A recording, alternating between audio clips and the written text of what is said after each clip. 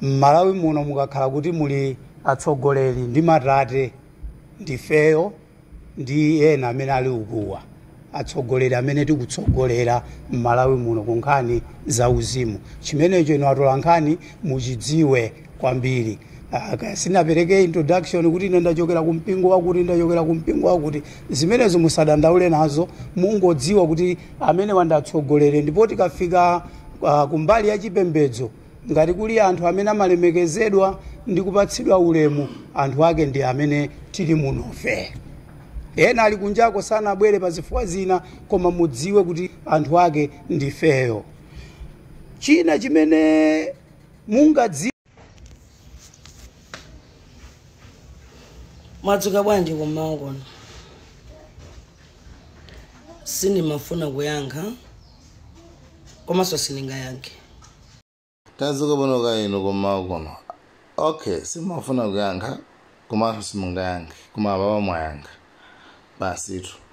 Anyway, kwa amene sitikudziwa, awa ndi anthu amene amachita kuti atsogoleri aja amipingo m'Malawi muno. Akuti kukakhala kuti uli atsogoleri m'Malawi muno, anthu akakuti ndi amene wawa.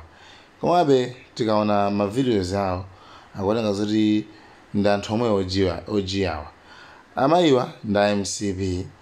Anyway, that's not wrong.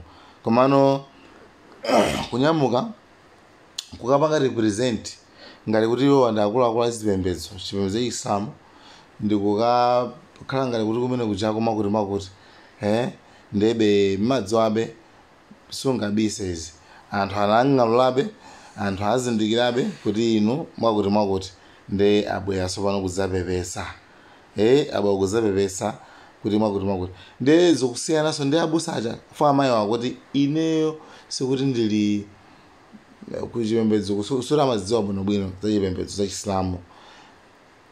That means akusutsana ndi achamati m'Malawi muno ngati kuti anthu akuluakulu azipembedzo ndi ifeyo sawa akuluakulu azipembedzo. Uku ndi kugwidwa ukuti mati red handed, kugwidwa pants down. Chifukwa munthu mmodzi sungalimbane ndi anthu 100 sizingatheke. Akuluakulu tiyeni zina zitizisiye. Izi ndi zadziko ndizokhala. Ulopata vuta patatani palibe amene akafike nazo kumwamba. Zinthu zotsala zadziko lapasi. Koma ndofuna ndiyankhule mawu awa. Kwa azimayi anzanga ndinyadire ndithokoze. Chifukwa chokuti ineyo ngati ndikupanga chinthu cholakwika kuti mundizindikiritse. Ndikuyenera mundizindikiritse ngati anthu ena amene mwandilowera ma inbox ena mapempha nambala yanga mwandiyankhula ndamva malangizo anu. Ngani imene ndikufuna kunena pano siza social media zimene zikubebazi izi zitaziseni tizisiye, koma ndofuna ndiyankhule ndilemekeze kapena ineyo ndizikosi pa nkhani ya chipembedzo. Akuluakulu ineyo ndi Isilamu ndithu. Mundu sanga choko koko nkundiveka ijabu nkumatiti ntikapangiza kuti ilolo ndibodza. Ine Chisilamu sidaloilero. Ndinalowa kale mwina zaka 13 or 14. Ndipo ineyo Chisilamu sindinalowa ifo cha banja. Ndinalowa kufuna kwanga kuti ndimasiriya ntapemphera Chisilamu ndipo zidatheka. Koma popeza kuti dziko lapasi zochitika nzambirimbiri anthu timachimwa mpakuchita mpakupanga ndipo tikuchimwa. Ineyo ndanyadira kwambiri chifukwa chani pali zinthu zina munthu makhala mundima kumangoona ngati kuti iweyo kupanga zinthu zoyenera pamene ukulakwitsa zinthu. Ndofuna ndipepese chonchi. Pa nkhani ya chipembedzo ndanena kale ndine Isilamu ndithu. Ndipo konzekiti ndimapita. Ineyo ndabadwa mu Chikristu. Makolo wanga bambo anga nda CCP banja la kwathu la CCP. Ndani kuti Chisilamu ndalowa kufuna kwanga banja la Chisilamu ndalipeza ni Chisilamu ntalowa kali. Koma chimene chandisangalatsa njoti chabwino anthu akunyoza izozo ndizadziko. Munthu umanyozeka kumene.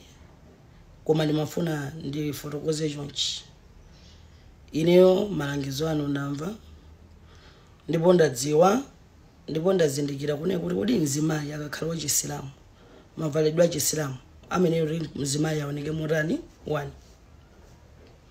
2 kodi tikayima pa chipembedzo zimene ndikuchita ineyo ndi chipembedzo za Chisilamu zikufanana asala naipeza kuti ayi chifukwa chani ndimanyamuka pano mukudziwa moyo wamasukana azimayi timapita m'magulu timakanjoya kumene kuja timakasangalala pena ndimavala wivi ndimavina anthu mmandiona ineyo zinthu ngati zimene zijazo ndimangozitenga kuti basi moyo umakhalira ndikafika ndaya konzikiti ndikafuna tsiku limenelo ndivala mkanjo wanga hijabu ndikumate moyo ndikumbukira ndena yake ndinavinako nyimbo ya gospel anthu adandinyoza ndipo ndimayankha kuti mulungu wathu ndi mmodzi poyankhapo ndimayankha ngati kuti ndikukhoza osadzoti ndikulakwitsa koma chifukwa choti padalibe munthu wondizindikiritsa kuti izizi pa Chisilamu zolakwika mwina chifukwa chake ndimangopitiliza kulakwitsa koma panopo anthu angapo azimayi amene andilowera inbox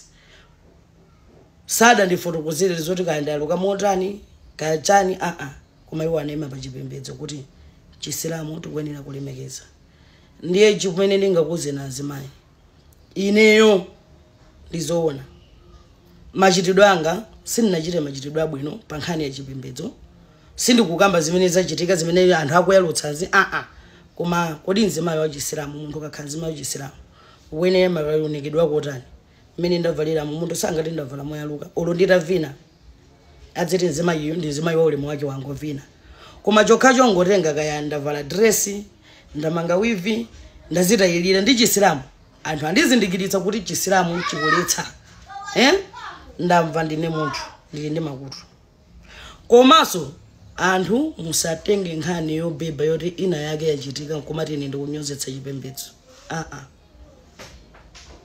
izo ndizandale izo ndizachipani tentizisiye chimene ndikufuna kuyankha ine nchone kuti ndayamika ndathokoza kwa azimayi anzanga amene mwandiyankhula pa nkhani ya chipembedzo kuti mzimayi wa Chisilamu ukuyenera kutere ineyo nditsata chifukwa chokuti chinthu chono panopo ndachidziwa koma nthawi yonse ndinali mundima kuti ndimangopanga nanga si munthu sadandizindikiritse ndanena kuti munthu kuti uchidziwe chinthu